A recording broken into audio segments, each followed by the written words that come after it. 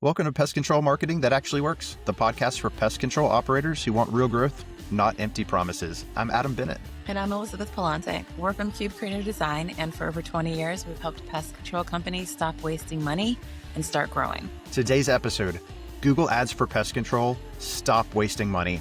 And we're joined again today by Chad Treadway, Chief Marketing Officer here at Cube Creative. Here are your three key takeaways. First, most pest control companies waste 40 to 60% of their Google Ads budget on the wrong keywords and wrong audiences. Second, your ad only works if your landing page earns the click. A weak page kills even the best ad.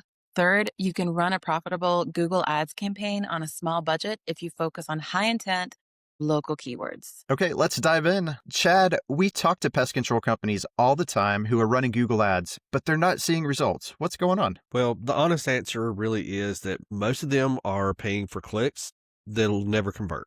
They're not targeting wrong on purpose. They just don't know what to look for. So pest control is one of the most competitive Google ad verticals. So your cost per click can run anywhere from $8 to well over $30, depending on your market and what you're targeting. So really at that price, you can't afford to waste clicks on people who aren't going to call you. So what are the biggest waste patterns that you see?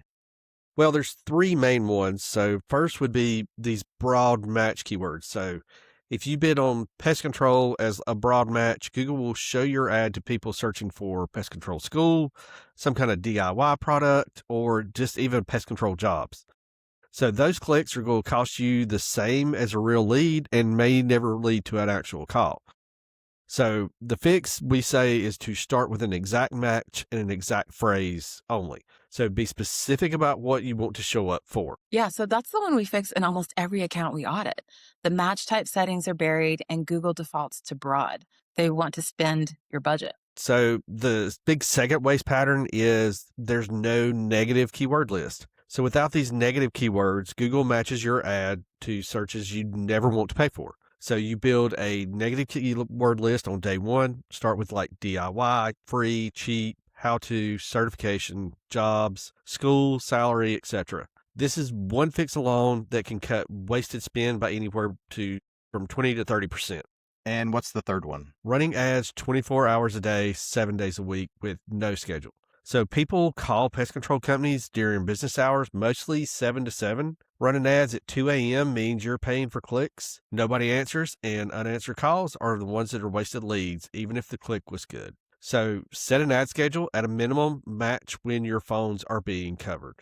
We've seen companies cut their monthly spend by $400 to $600 just by turning off ads overnight. Same number of leads, way lower cost. Okay, so now that we know what not to do, let's talk about what actually works. What keywords should pest control companies be bidding on? So when I say high intent, it's going to be your local terms. So these are the searches when somebody's ready to pick up the phone. So something like a pest control near me, a pest control in whatever city you're at, an exterminator in your city, or maybe even termite treatment in your city. Bed bug removal, that's a big one in your city, or rodent control, mouse, etc. So the city-specific terms are where we see the best returns. Someone searching pest control Asheville isn't doing research. They have a problem and they want someone to fix it right away. Right. So don't ignore specific service keywords. They're cheaper than a generic term, and the person calling already knows what they may need. So like ant control in your city, roach exterminator in whatever city, wasp nest removal in your city. The lower competition, the lower cost per click, and the higher conversion rates. So what about seasonal adjustments? Does that play anything into keyword strategy? Absolutely. So your pest issues are inherently seasonal. So your bids should be too. So mosquito and ant keywords will typically hit up in the spring and go up into the summer. Increase bids in that kind of March, April timeframe.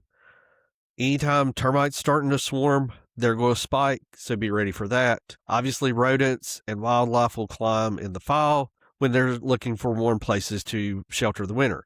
Your Google Ads lets you set bid adjustments by month, so use that to your advantage. You shouldn't be spending the same in February as you are in May. So one more targeting issue we see constantly is that companies targeting the entire metro area when they really only serve like 5 zip codes. So you can target by zip code or by the radius in Google Ads. If someone is 40 miles outside your service area and clicks your ad, that's money wasted. Gosh, and that's a painful one. You're paying for a lead that you can't even service. Right, absolutely. Next, I want to talk about something that kills campaigns even when everything else is right, which is the landing page. You can have perfect keywords and perfect targeting, a really great ad, but you can still lose the lead because you sent them to the wrong page. What do you mean by wrong page? So, your homepage. That's the most common mistake we see.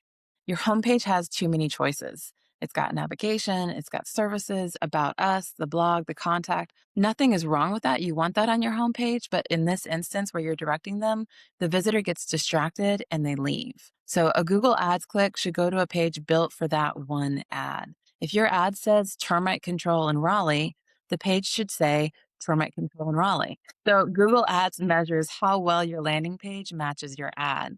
They call it a quality score. So your quality score is really worth understanding here because it's going to directly affect what you're paying for.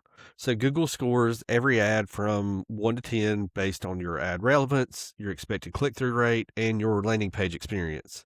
So a higher score means a lower cost per click.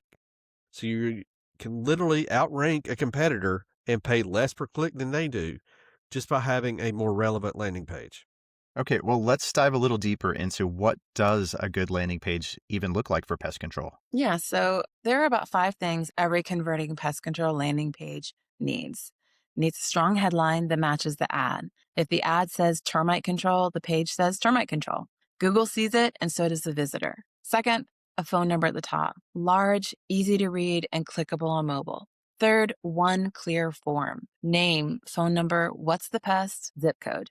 Don't ask for 10 things. It's just too much. Next, social proof, a handful of real reviews, years in business, a trust badge, something that says that you're legitimate. And fifth, last, no navigation menu. Keep them on that page. Every link is an exit at that point. Right. And your mobile is going to really matter here, probably more than anywhere else, because the majority of people searching for a pest control are going to do it from their phone. So if your form is hard to fill out on mobile, you're going to automatically lose those leads. Yeah, building separate landing pages for every ad sounds like a whole lot of work, Elizabeth. Is that realistic for a small operator? Yeah, I get that. So you don't need one for every ad. Start with your top 2 or 3 services. Termite, general pest, maybe mosquito, and build a dedicated page for each. That alone will outperform sending everything to the homepage. Just start somewhere. Okay, well, let's give some real numbers here. What does it actually cost to run Google Ads for a pest control company? And I know that's a loaded question, Chad. Correct. So realistically, your floor is going to be somewhere in that $500 to $800 a month range. Starting below anything that way it means you're not going to have enough clicks to know what's really working. You've got to have data before you can optimize anything. So in a competitive metro market like Atlanta, Dallas, Phoenix, Raleigh, Durham, you're going to be looking at $1,500 to $3,000 a month just to be competitive. And really, that's just the ad spend, right? If you're paying an agency to manage the account, factor that in separately. Well, what about how you bid? Google has a lot of options there, and they all sound smart. Well, you want to start with a manual CPC or cost per click. So that's going to give you the control while you're learning what keywords and what ads are actually working. After you've tracked maybe 30 or 40 conversions, you can consider switching to the target CPA or cost per acquisition bidding, where you tell Google what you want to pay per lead. Don't hand the keys to Google's smart bidding before you know you have real conversion data. Without data, it's just guessing on the behalf with your money. Yeah, and Google AI just came out with Google Ads a few months ago, and it's just not there yet. So I wouldn't just rely on them. But speaking about conversions, you've got to be tracking all of this, right? Yeah, that's a non-negotiable. If you're not tracking phone calls from ads, you have no idea what's working at all. So Google Ads has built-in call tracking. It's totally free. Set it up before you spend $1 on ads. You'll connect Google Ads to Google Analytics also, so you can see what happens after someone clicks. Did they actually fill out the form or did they bounce? So we've audited accounts spending upwards of $2,000 a month with zero conversion tracking set up. They couldn't tell us which keywords were producing leads. They weren't just watching money leave the account. And that's a really hard way for anybody to make a decision on what to keep running for your marketing if you don't know. Exactly. Data makes it manageable. Without it, you're flying blind and just hoping a prayer. Well, Chad, thanks so much again for joining us on today's episode. So, Elizabeth, let's recap these 3 key takeaways. Sure. So number one, most pest control companies waste 40 to 60% of their Google Ads budget on wrong keywords and wrong audiences. Fix your match types, build a negative keyword list, and set an ad schedule. Number two, your ad only works if your landing page earns the click. Send ad traffic to a dedicated page that matches your ad, not just your homepage. Number three, you can run a profitable Google Ads campaign on a small budget.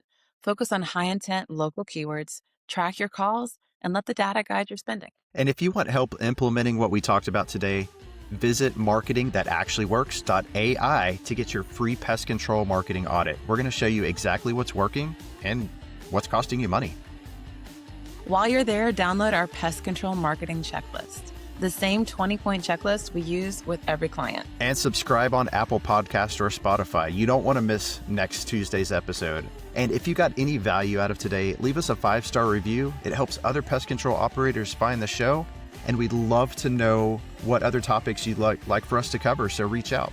Thanks for listening to Pest Control Marketing That Actually Works. See you next Tuesday.